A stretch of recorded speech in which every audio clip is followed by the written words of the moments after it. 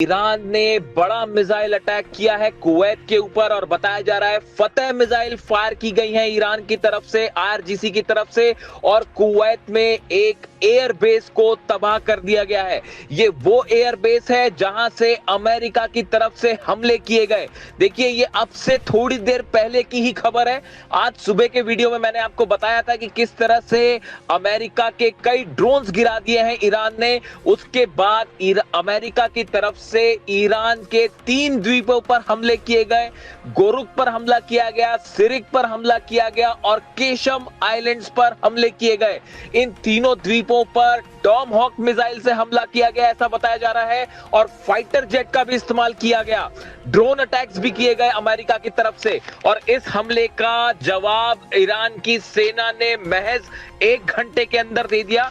और जो जानकारियां सामने आई उसके मुताबिक कुवैत के एयरबेस का इस्तेमाल किया गया हमला करने के लिए ईरान पे। देखिए, कुछ दिनों पहले भी ऐसा ही हुआ था, कुवैत की तरफ से एयरबेस का इस्तेमाल करते हुए हमला किया गया था और ईरान ने जो है वो मिसाइल दाग के अमेरिकन एयरबेस को तबाह किया था। अब एक बार फिर कुवैत के एयरबेस का इस्तेमाल किया गया, और जिस एयरबेस का इस्तेमाल किया था उसके ऊपर फतह मिसाइल दागी है ईरान ने और उस एयरबेस को तबाह कर दिया है। देखिए, इस वक्त की बेहद अहम खबर, और इस हमले के बाद एक बार फिर अमेरिका और ईरान के बीच तनातनी बढ़ गई है और युद्ध जैसी स्थिति है। देखिए, जितनी बातचीत वाली बातें थी और डील्स वाली बातें थी वो सब पीछे छूट चुकी हैं और लगातार हमले जारी हैं। बंदर अब्बास पर हमला हुआ, इसके पहले भी केशम आइलैंड्स पर हमले हुए, और इन हमलों के बाद अब एक नया हमला फिर से, जिसमें ईरान के 3 द्वीपों को नुकसान पहुंचाया गया। देखिए, जो खबरें आई उसके मुताबिक ईरान ने लगातार हमले करके अमेरिका के 4 से 5 ड्रोन्स तबाह कर दिए हैं पिछले 3 दिनों के अंदर। ये वो ड्रोन्स हैं जो ईरान के द्वीपों की जासूसी करने के लिए भेजे गए थे। मैंने आपको देखिए अब से चंद घंटों पहले ही जो सुबह वीडियो डाला आज उसमें बताया था कि ईरान के जितने आइलैंड्स हैं उनकी जासूसी की जा रही है, और ऐसा तब होता है जब किसी तरह का ग्राउंड ऑपरेशन या किसी हमले की तैयारी होती है। देखिए, अमेरिका बार बार ईरान के उन मिसाइल लोकेशंस को पता करना चाहता है जहां से मिसाइल लॉन्चर्स हैं, मिसाइल्स फायर की जाती हैं, जो ड्रोन स्टेशंस हैं उनका पता करना चाहता है। इसीलिए ये ड्रोन्स भेजे जा रहे हैं जासूसी करने वाले। और आप देखिए, ये जासूसी ड्रोन्स जाते हैं, उसके बाद हमले हो जाते हैं। बिल्कुल ऐसा ही हमला बंदर अब्बास में हुआ, इसके पहले हमला केशम आइलैंड पर भी इसी तरह के हमले किए गए थे, तेहरान में भी हमले किए गए थे। अब एक बार फिर जो है ईरान के 3 द्वीपों को नुकसान पहुंचाया गया। लेकिन सैटेलाइट्स की इमेजेस, मैं बार बार आपको ये बात कह रहा हूं, चीन के सैटेलाइट, रूस के सैटेलाइट से बार बार ये बात साफ हो जाती है कि हमले कहां से किए गए। जो नई जानकारी सामने आई उसके मुताबिक एक बार फिर कुवैत के बेसेस का इस्तेमाल किया गया, और जिस एयरबेस का इस्तेमाल किया था आईआरजीसी ने अपनी बैलिस्टिक मिसाइल फायर की है। फतह की जानकारी सामने आ रही है कि फतह 2 मिसाइल फायर की गई, और जिसको रोकना अमेरिका के बस की बात नहीं थी, ना ही कुवैत का डिफेंस सिस्टम उसे रोक पाया है। और ईरान का दावा है कि सीधा उस एयर बेस को फतह मिसाइल्स ने हिट किया है, और कम से कम 3 से 4 मिसाइल्स फायर की गई हैं जो कि उस एयर बेस पर गिरी हैं, और बताया जा रहा है उसके रनवे को पूरी तरह से तबाह कर दिया है ईरान ने, और कुछ वहां पर खड़े फाइटर जेट्स को भी नुकसान होने की खबरें आ रही हैं, ऐसे दावे हैं। अभी इसको कंफर्मेशन में थोड़ा सा वक्त लगेगा। लेकिन देखिए, ईरान, मैंने आपको सुबह ही इस बात को बताया था कि ईरान की सेना के हाथ में कंट्रोल होना इसीलिए जरूरी है क्योंकि लगातार अमेरिका की तरफ से, इजराइल की तरफ से बातचीत के नाम पर धोखा हो रहा है। बार बार ये खबरें सामने आती हैं कि कोई बातचीत होने वाली है, डील की तैयारी हो रही है, कोई ड्राफ्ट तैयार हो रहा है। इस बीच हर बार धोखा करते हैं डोनाल्ड ट्रंप और अमेरिका और हमले कर देते हैं। पिछले 15 दिनों के अंदर ये चौथा हमला है जो बिना किसी उकसावे के किया गया। अमेरिका के जितने ड्रोन गिरे हैं वो ईरान के एयर स्पेस के अंदर गिरे, वो हॉर्मूज में एयर स्पेस के अंदर घुसे। अगर किसी देश के एयर स्पेस का उल्लंघन होता है तो यह उसका अधिकार है कि सामने वाले दुश्मन देश के किसी भी एयरक्राफ्ट को या ड्रोन को मार गिराए, और ईरान की सेना ने यही किया। देखिए बार बार ईरान की सेना की तरफ से ये वार्निंग्स दी जा रही है कि हॉर्मूज में अगर आप हमारे वाटर्स के अंदर आते हैं, बिना हमारी परमिशन के आते हैं, तो आपके जहाजों को तबाह कर दिया जाएगा, आपके टैंकर्स को हिट किया जाएगा। अगर आप हमारे एयर स्पेस में आएंगे तो आपका एक भी प्लेन वापस नहीं जा पाएगा। ईरान ने अपना खुद का एयर डिफेंस सिस्टम डेवलप किया है, जिसकी ताकत हमने पिछले 10 दिनों में देखी और जिससे पूरा अमेरिका और इजराइल हैरान है। और अब देखिए वही एक बार फिर से 3 द्वीपों को टारगेट किया गया।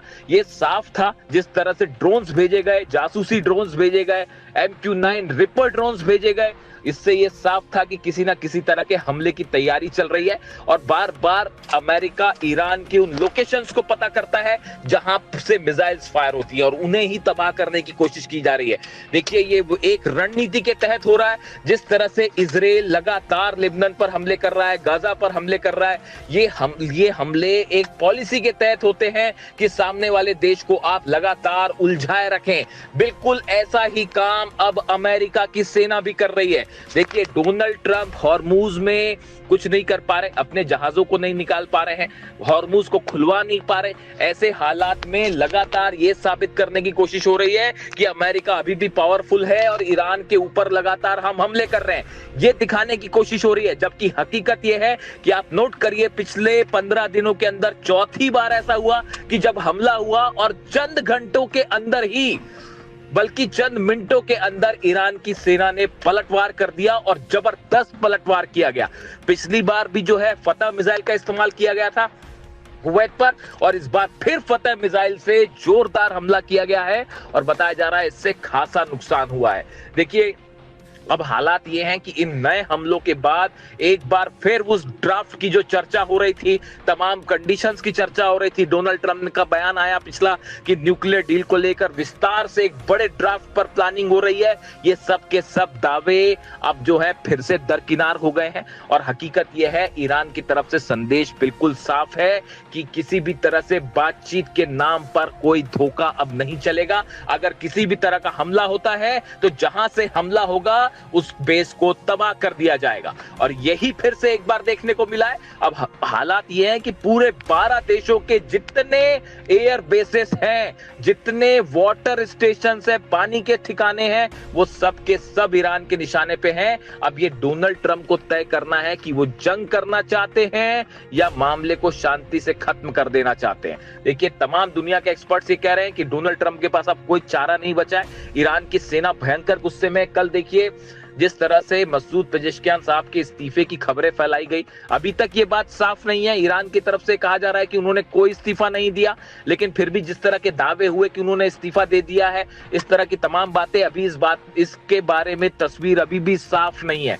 इसीलिए हम बार बार इस बात को कह रहे हैं कि कोई भी खबर अगर ईरान से आती है, जब तक ईरान की सेना IRGC उस पर मुहर ना लगा दे, तब तक उस खबर पर आप विश्वास ना करें।